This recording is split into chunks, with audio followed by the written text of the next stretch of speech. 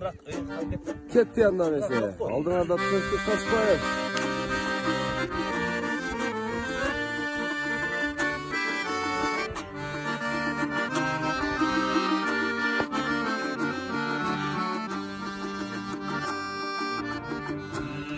Göz bulup bir saman bastım.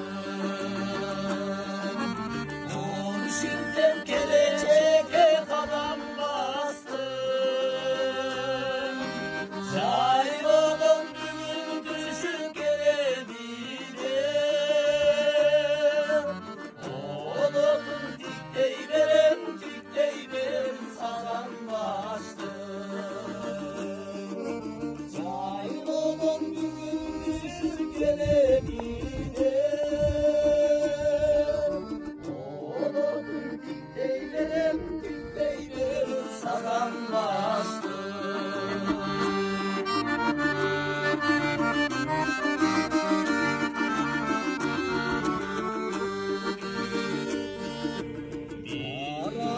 Küçük barak kayranca açtım. Oynum elif aldım altın bastım. Görünüm kalanı ne paranındır.